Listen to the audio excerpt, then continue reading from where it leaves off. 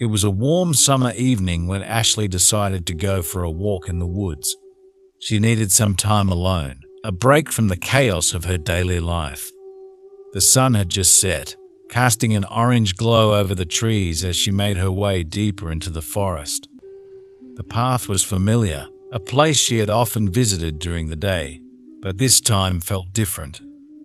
The looming darkness added an eerie atmosphere that sent shivers down her spine. As she walked, Ashley couldn't shake the feeling that she was being watched. The rustling of leaves and the distant hoot of an owl seemed amplified in the quiet of the night. She took a deep breath, convincing herself it was just her imagination playing tricks on her. But then she heard a faint whisper carried by the wind, calling her name. Ashley. She stopped, her heart pounding in her chest. She looked around but saw nothing but shadows. The whisper came again, closer this time. Panic set in as she realized she wasn't alone. She turned back the way she came, picking up her pace. The path seemed longer than she remembered, and the trees closed in around her, making it hard to see. Ashley, don't run. The voice was clearer now, almost taunting. She broke into a sprint, her feet pounding against the forest floor. She could hear footsteps behind her, gaining on her. Her breath came in ragged gasps as she pushed herself to go faster. She stumbled over a root, falling hard to the ground. Pain shot through her ankle, but she forced herself up, limping as she continued to flee. The footsteps were right behind her now. She could hear heavy breathing, feel the presence of someone or something closing in. In a desperate attempt to escape, she veered off the path, diving into the thick underbrush. She found a hollowed-out tree and crawled inside, curling up and trying to quiet her breathing. She could hear the footsteps stop nearby. The whisper came again, menacing and filled with malice. Ashley, I know you're here.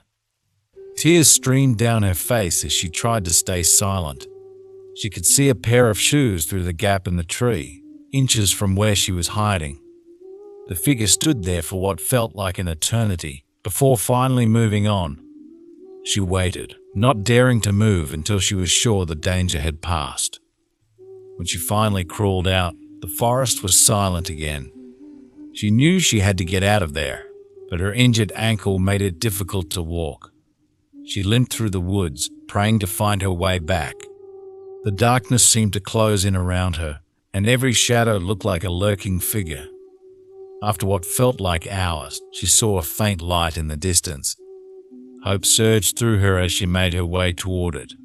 She emerged from the woods, finding herself at a small cabin. She banged on the door, desperate for help. An elderly man opened the door, his eyes widening at the sight of her. "What happened to you, child?" "Please, help me," she sobbed. "Someone is out there. They were chasing me." He ushered her inside, locking the door behind her. "You're safe now. No one can get in here." She collapsed onto a chair, exhaustion taking over. The man brought her some water and tended to her ankle. As she calmed down, she told him everything that had happened. He listened intently, a grave expression on his face. "You were lucky to get away," he said. "The woods are dangerous at night. Many have gone in and never come out."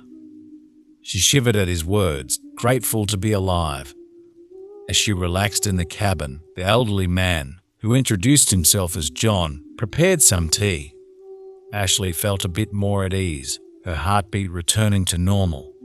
She looked around the cozy interior, noticing the rustic decor and the comforting warmth of the fire crackling in the hearth. John excused himself to use the restroom, and Ashley took the opportunity to explore the cabin a bit. She wandered into the small bedroom, curiosity piquing her interest. The room was modest, with a single bed covered in a quilt. Her eyes were drawn to something peeking out from under the bed. She knelt down and pulled out a dusty old chest. Opening it, she gasped. Inside were an array of unsettling items: rusty knives, an old saw, ropes, and what looked like various tools and equipment, including rolls of duct tape, causing her to recoil in fear. Her heart pounded in her chest as she quickly pushed the chest back under the bed. She stood up, her mind racing. She had to get out of there. She crept back to the main room, trying to keep her breathing steady. John was still in the restroom. She tiptoed to the front door and tried the handle. It was locked. Panic surged through her as she looked around for another escape route. The windows were small and barred, impossible to squeeze through. John emerged from the restroom, smiling warmly. "Everything all right, dear?" Ashley forced a smile, trying to hide her fear. "Yes, thank you. I was just wondering if I could get some fresh air." John's expression darkened slightly. "Oh, the door is locked for your safety. The woods can be dangerous at night, you know." She nodded, swallowing hard. "Of course. I understand." Her mind raced, trying to formulate a plan. She needed to get away, but how? She glanced at the old rotary phone on the wall, but doubted it would work. Desperation clawed at her as she realized how truly trapped she was. John returned to the kitchen, humming a tune as he prepared the tea. Ashley's eyes darted around the room, searching desperately for anything she could use as a weapon. Her gaze settled on a heavy candlestick on the mantel. As she edged toward it, her heart pounded in her ears. Then she noticed something that made her blood run cold. The shoes John was wearing were the same ones she had seen earlier, when she was hiding in the hollowed-out tree. Just as she reached for the candlestick, John turned around. "Why don't you sit down and relax? Ashley, you look pale." She froze, her fingers brushing the cold metal. "I'm fine, just a little shaken up from earlier." He walked over, his eyes narrowing slightly. "You know, Ashley, it's dangerous to go snooping around in someone else's home." Her blood ran cold. I don't know what you're talking about." He stepped closer, a sinister smile playing on his lips. "You found the chest, didn't you?" Ashley's breath caught in her throat. She lunged for the candlestick, but John was quicker. He grabbed her wrist, twisting it painfully until she dropped the makeshift weapon. She cried out, trying to pull away, but his grip was like iron. "Let me go," she screamed, tears streaming down her face. John dragged her to the bedroom, throwing her onto the bed. "I was hoping you'd be smarter than this, Ashley," he said, his voice cold. "But it seems you need to be taught a lesson." He reached under the bed, pulling out the chest. Ashley scrambled back, pressing herself against the headboard. John opened the chest, pulling out a knife. He ran his finger along the blade, his eyes never leaving hers. "You should have stayed in the woods," he said softly. "Now, you're mine." Ashley's mind raced as she tried to think of a way out. She watched John carefully, waiting for any opportunity to escape. He approached her slowly, the knife gleaming in the dim light. Just as he reached the edge of the bed, she kicked out with all her strength, hitting him square in the chest. John stumbled back, momentarily winded. Ashley seized the chance, leaping off the bed and bolting for the door. She twisted the handle frantically, but it wouldn't budge. She turned just in time to see John lunging at her. She ducked, and he crashed into the door, giving her a split second to run. She darted into the kitchen, grabbing a heavy frying pan. John recovered quickly, stalking after her with a murderous gleam in his eyes. She swung the pan as hard as she could, connecting with his head. Ashley didn't wait to see if he got up. She ran to the back of the cabin, finding a small window in the bathroom. She smashed it with the frying pan, ignoring the pain as the glass cut her hands. She squeezed through the narrow opening, falling to the ground outside. She got to her feet, adrenaline fueling her as she ran into the woods. Behind her, she could hear John shouting, but she didn't look back.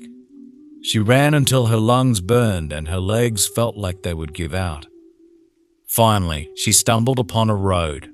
She waved frantically at an approaching car, tears streaming down her face.